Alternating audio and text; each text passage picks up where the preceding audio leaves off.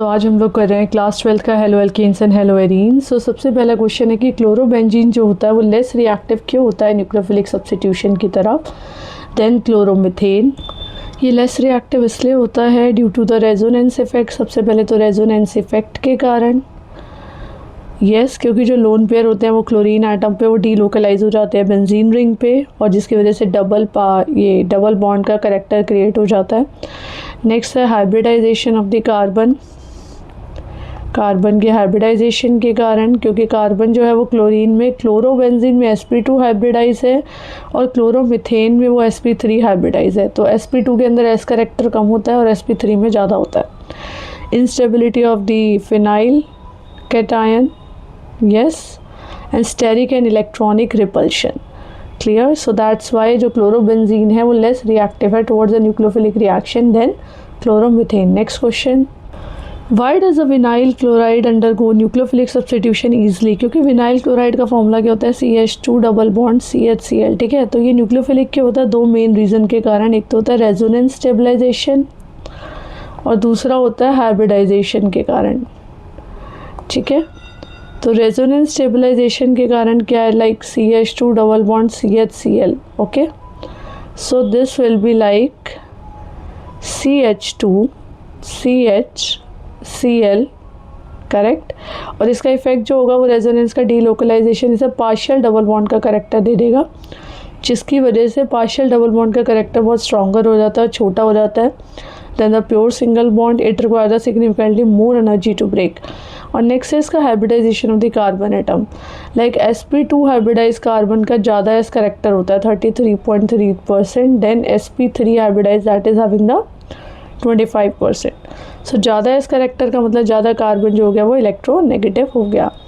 Next है instability of the vinyl cation. जो vinyl का कैटायन बन रहा है मतलब this one CH3 CH2 and CH positive. So ये जो है विनाइल का कार्बोकैटायन बन रहा है तो इसकी क्या है इंस्टेबिलिटी है, दैट्स वाई ये जो है विनाइल क्लोराइड है वो न्यूक्लियोफिलिक सब्स्टिट्यूशन ईजिली कर लेगा। नेक्स्ट क्वेश्चन कह रहे हैं कि कौन सा ज़्यादा रिएक्टिव है SN1 रिएक्शन में, टर्शियरी ब्यूटाइल क्लोराइड या फिर ethyl chloride.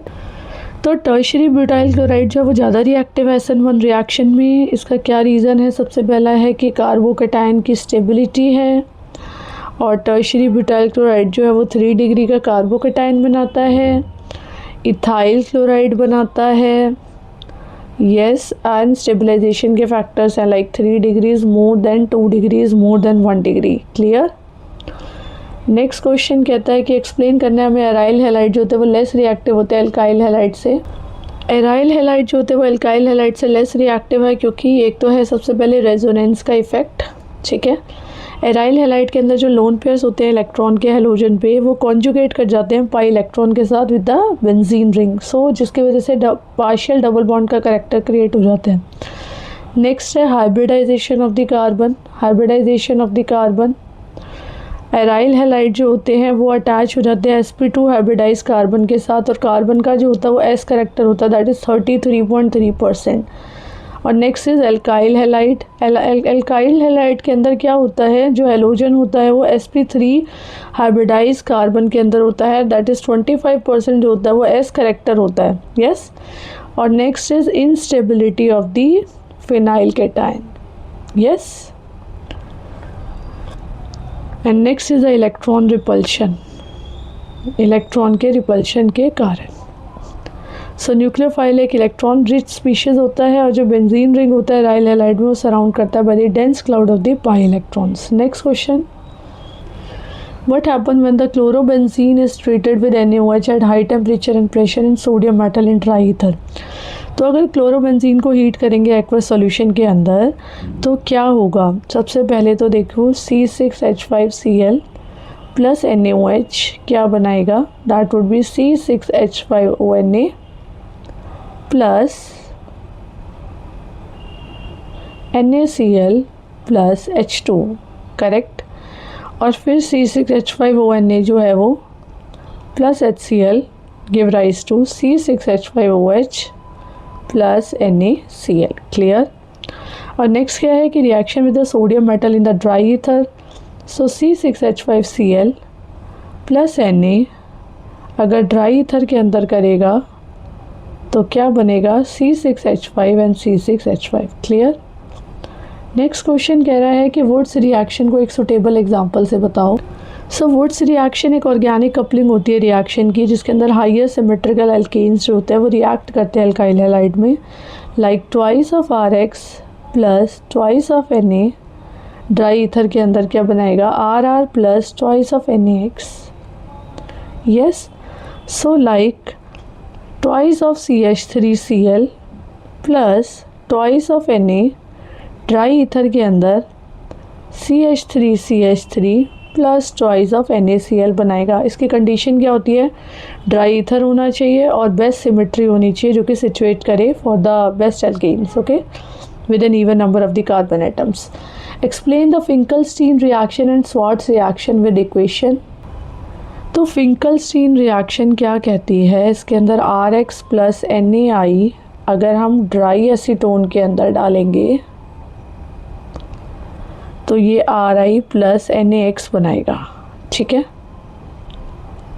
And like CH3CH2Cl plus NaI will give rise to CH3CH2I plus NaCl। Clear.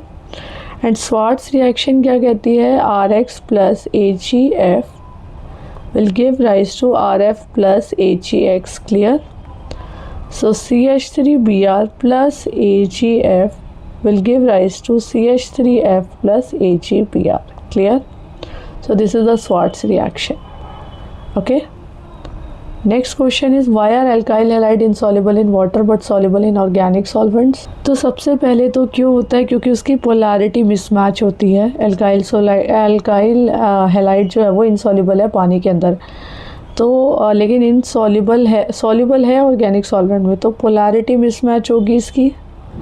दूसरा है इसको एनर्जी की रिक्वायरमेंट होगी, yes, breaking the strong hydrogen bond between the water molecule require a large amount of the energy. Next है weak new bonds, नए bonds को weak कर देगी। और नेक्स्ट है एनर्जी डेफिशिएट, एनर्जी डेफिशिएट हो जाएगी, जो एनर्जी रिलीज होगी during the interaction of the alkyl halide with the water is less than the energy needed to separate the water molecule. Next question is explain the following with the reason. Chlorobenzene जो होता है वो hydrolysis नहीं कर पाता under the ordinary condition. And next is benzylic halides are more reactive than alkyl halides. तो सबसे पहले जो क्लोरोबेंजीन है वो नहीं कर पाता हाइड्रोलिसिस की रिएक्शन, तो इसका है सबसे पहले तो रेजोनेंस का इफेक्ट होता है, ठीक है। जो लोन पेयर्स होते हैं इलेक्ट्रॉन्स के on the chlorine atom are in the conjugation with the pi electrons and this create the partial double bond character. Next is hybridisation की स्टेट, यस, जो कार्बन एटम है जो भी अटैच कर रहा है क्लोरीन को क्लोरोबेंजीन में, that is sp2 hybridize. Next है instability of the phenyl cation and next is a repulsion. और नेक्स्ट क्वेश्चन कह रहा है कि जो बेंजाइलिक हैलाइड है वो ज़्यादा रिएक्टिव है, तो वो किसके कारण है, कार्बोकैटायन की स्टेबिलिटी के कारण, रेजोनेंस के डीलोकलाइजेशन के कारण,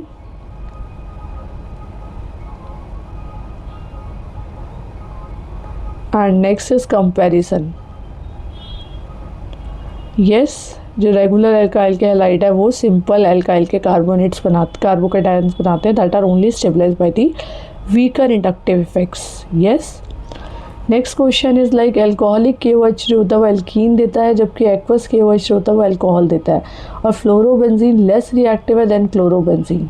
तो सबसे पहले जो अल्कोहलिक KOH होता है वो एक्टिवेट कर देता है E2 की एलिमिनेशन मेथड से, जिसमें जो हाइड्रोक्साइड का आयन होता है वो RO नेगेटिव बनाएगा, और जितना ज़्यादा स्ट्रॉन्गर और बल्कि बेस हो जाएगा वो एक्सट्रैक्ट कर लेगा बीटा हाइड्रोजन को। यस। एंड जो एक्वस का सॉल्यूशन होता है वो न्यूक्लियोफिलिक सब्स्टिट्यूशन को करता है, लाइक SN1 और SN2, ठीक है। जो वाटर का मॉलिक्यूल होता है वो हाईली सॉल्वेट कर देता है OH नेगेटिव के आयन को, reducing the basic property, basic strength, but keeping it as an effective nucleophile. Next is like the fluorobenzene जो होता है वो लेस रिएक्टिव होता है क्लोरोबेंजीन से, तो ये स्टेटमेंट फॉल्स है, क्यों? क्योंकि जो न्यूक्लियोफिलिक एरोमेटिक सब्स्टिट्यूशन होता है, this process depend heavily on the rate determining step which involve the nucleophilic attacking the aromatic carbon to form the negatively charged complex. And next is electronegativity effect. Clear? जो fluorine होता है वो highly electronegative होता है compare to the chlorine. It strongly withdraw the electron density through the induction effect. And next is like अगर fluorine जो होगा वो ज़्यादा रिएक्टिव होगा तो वो न्यूक्लियोफिलिक सब्स्टिट्यूशन में fluorine is more reactive than Cl than Br than I. Clear? और अगर ये वीडियो समझ में आ गई है तो प्लीज़ लाइक इट एंड अपने फ्रेंड्स के साथ शेयर कीजिए और मेरे चैनल को सब्सक्राइब कीजिए जिससे आपको आगे वीडियोस मिलती रहे. Thank you.